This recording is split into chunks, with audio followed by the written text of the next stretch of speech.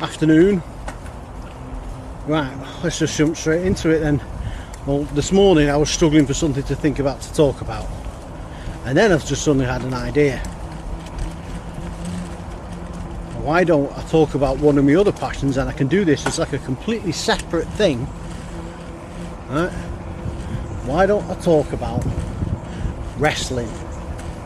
Now, before you all start, yes, I know I'm a full-ass grown man, and technically, I suppose you can say it is sort of like for kids, really, but whatever, I enjoy it. If you don't like the fact that I enjoy it, fuck you. So, as always, let's give you the full story. So, rewind back to late 80s, early 90s. Little stuff like knee-high me suddenly got Sky TV, and on Sky TV we used to get a load of American channels that we never had over here before. We didn't even have a clue that they existed, and on one of these channels was WWF, and let's just say I was intrigued. That rubbing's really annoying me. But anyway, I was intrigued. There was all these larger than life characters going around just beating the shit out of each other. Well, so it seemed, and it was, well, I would say it was enthralling and intriguing. Now I've tried to pinpoint when I first started watching, and it's either, I think it was just before WrestleMania 6, I think, only because I can 100% remember Ultimate Warrior with the belt. I can remember him feuding with The Undertaker, getting locked in the casket. I remember the shit with Jake the Snake Roberts that he did after that. I remember him losing to Sergeant Slaughter, and then Slaughter with the Bret Hart, Hogan, Yokozuna, all that kind of stuff. Yeah, I can remember all of that. But just slightly, but I think it was just slightly before I started watching it. Now I don't think, because I seem to remember one of the first things I remember seeing is Hulk Hogan with the belt on, which obviously would have been before WrestleMania 6 when we lost it, unless I'm getting confused with after he got it back from Sergeant Slaughter. Maybe. Could have possibly been, no, but I'm pretty certain it was before. And I definitely remember sort of Macho Man before he won King of the Ring. So I think it was before, but the problem I have is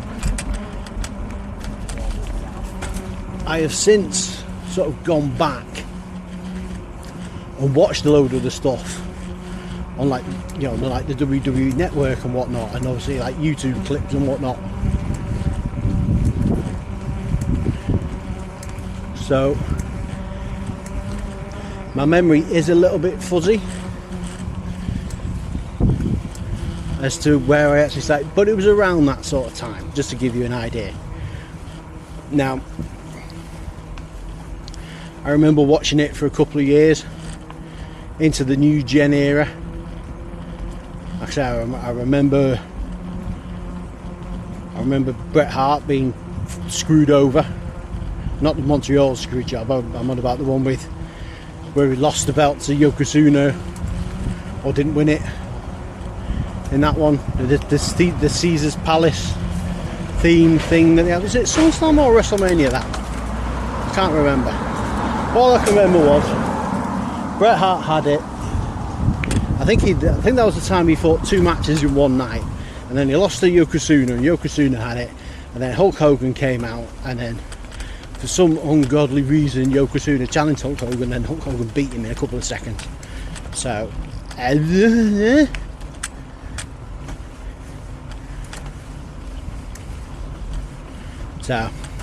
yeah, I remember that. Then I went off for a little bit, swapping parents' house, and the other parent didn't have Sky, so blah, blah, blah, blah, blah. So didn't really watch much of it for several years. Completely missed the second half of the New Gen era, which, let's face it, it's probably not a bad thing. Going back and looking at it since,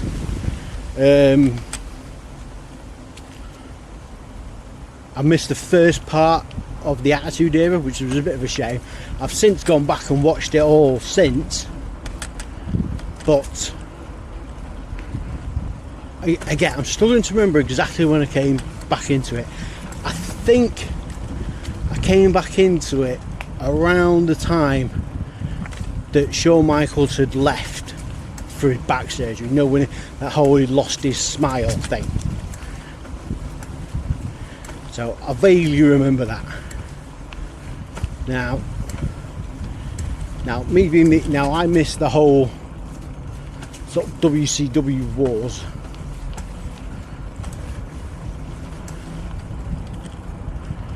So yeah, and to be honest, I wasn't really familiar with it. I knew WCW existed. I was aware of people like Sting and Ric Flair, and I know like Scott Hall and Nash had gone over and Hogan had gone over, and you was aware of this sort of thing going on. Well, we just didn't have it on TV over here, or if we did, it was on a channel that we didn't have. So I just never really, you know, this is, well, maybe not before internet times, but this is before everyone had internet in the house. So yes, that was a bit weird. So sort of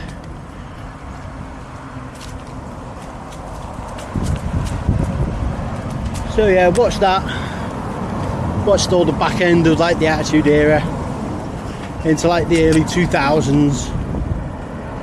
Then it sort of like started getting a bit boring and a bit stale. I think I can't remember what it was that turned me off for that long, for that time when I stopped watching. But there was something that just pissed me off and I just wasn't happy with it, so I left. And that was about the time I discovered TNA and New Japan. And that's when you realise that, oh, there wasn't just only this one thing.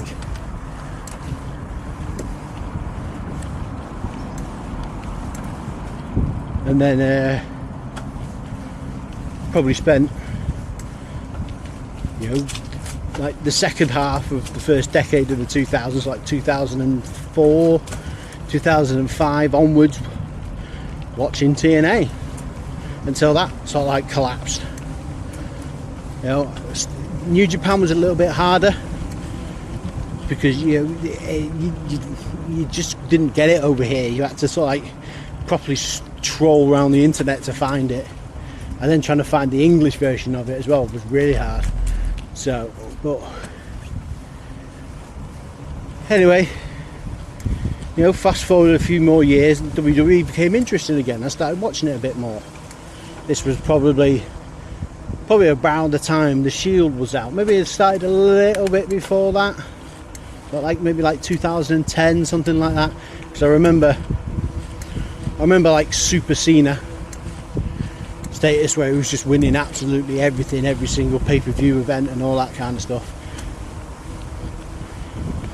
And I fondly remember the CM Punk run.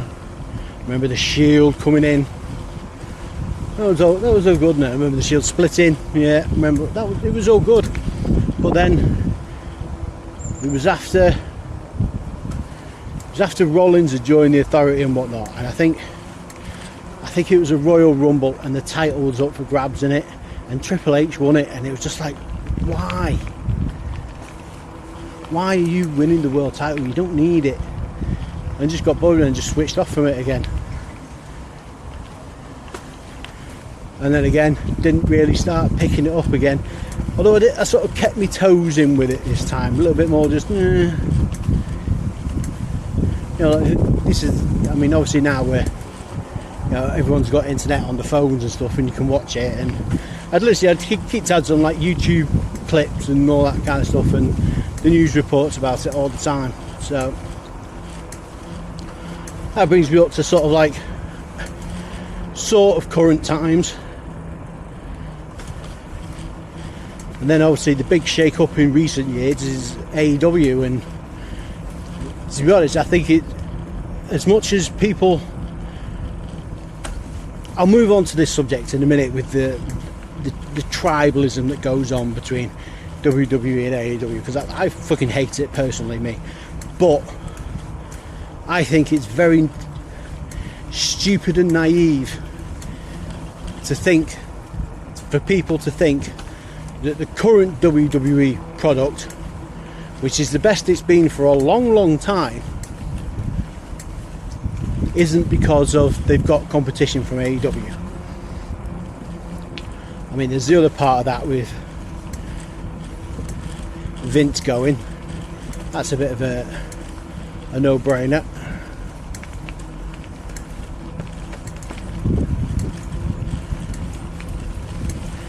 Let's face it, people were calling for him to leave long before all the scandal happened. But yeah, no, I do think WWE have grown and realised that they're not the only game in town anymore. Now, don't get me wrong, AEW has got nowhere near the reach, the spit and polish, the production values, the depth, and basically the money to throw at stuff. I know Tony Khan's rich and everything, but he's not that rich. So, but they're enough to make WWE worried, so they've had to change the way they were doing things, which is good in the long term, because I mean, when AEW came out, I was all for it. I was like, yeah, fucking great, because WWE shit. I wasn't even watching it. I was barely watching like the reviews and keeping up with what was actually going on, because it was just not interesting. And then past sort of like, I mean, when you had AEW come out, then the pandemic hit, so it was all a bit of a chance to like reset and regather everything together and think about how they're doing everything, and it definitely helped. It's definitely helped put where it is now.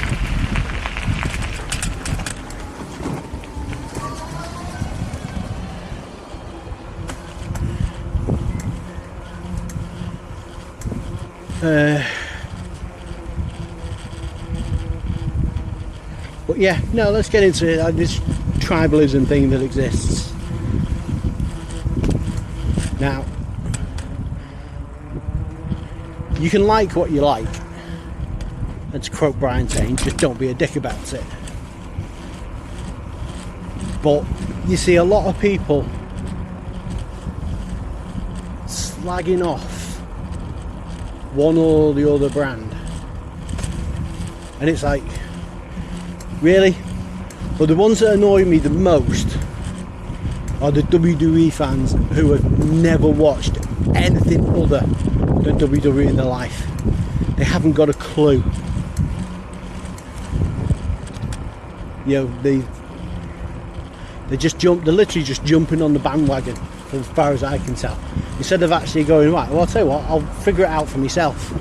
I'll go and watch a bit of it and figure out, or the ones that watch one episode of it and go, oh well, that was shit, I don't like it, I don't understand what's going on. Well, of course you don't fucking understand what's going on. You've watched one episode of what is technically a soap opera with violence. That's what it is. You're not going to get it from watching just one episode. You need to probably go and watch it for a couple of months to get the gist of what's going on. Now, AEW, they do a sort of good job. They did great to start with, but then they got into like this almost like this one-sided slanging match where they were just trying to one-up WWE all the time, and it's like, you don't need to do it. people liked AEW just because it was different. Doesn't need to be better. It's just different.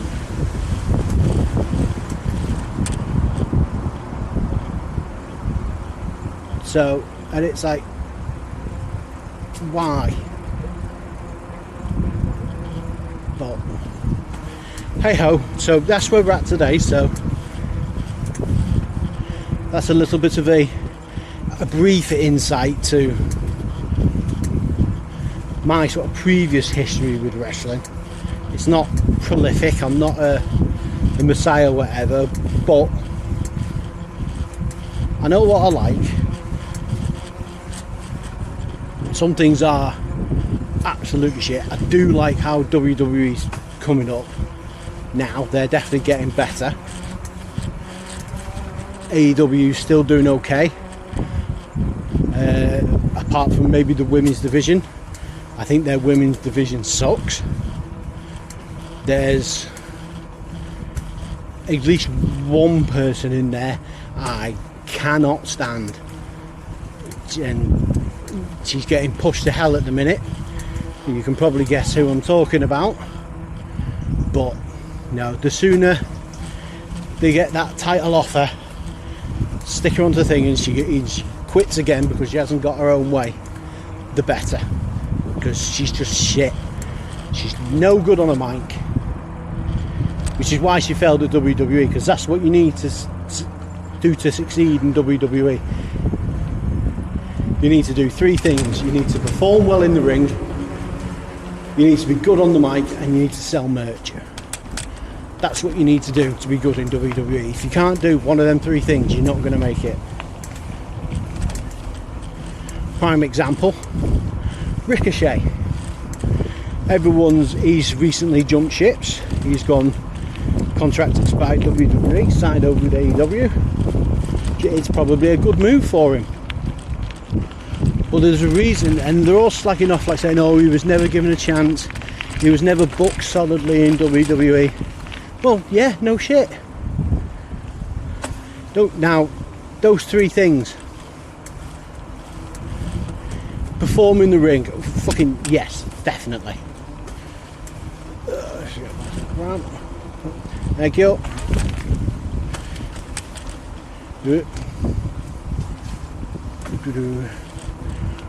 Cheers, pal.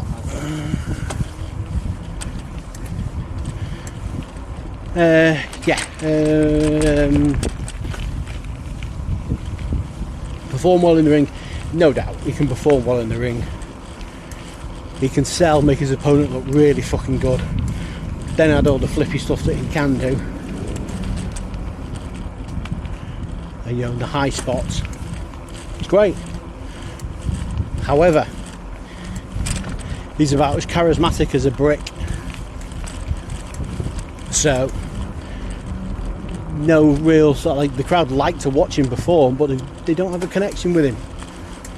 They go, oh, Ricochet, oh, it'll be a good match to watch, be entertaining. They don't care if he wins or loses.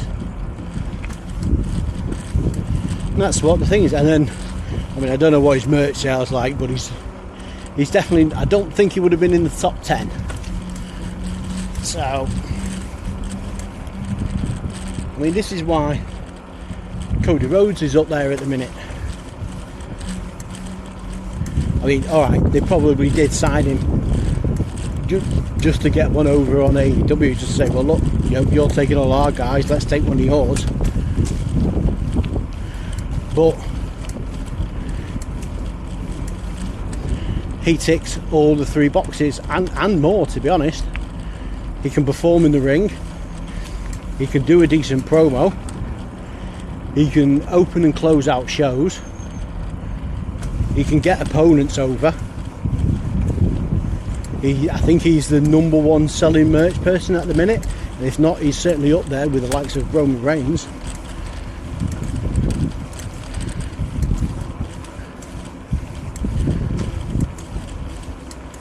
So, yeah.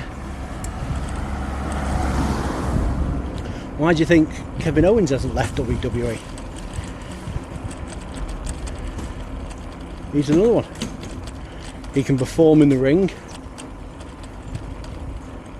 He can do it. He can cut a fantastic promo, can Kevin Owens, when he puts his mind to it. And he can he sells some merch as well. So he'll be getting cut a nice fat paycheck.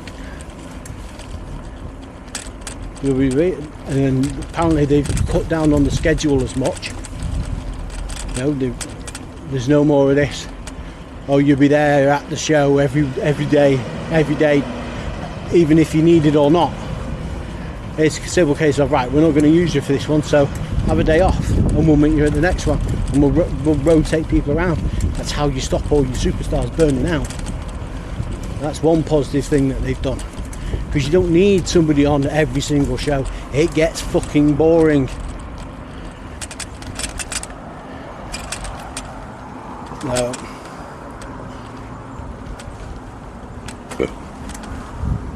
So, but yeah, wrestling's in a good place at the minute.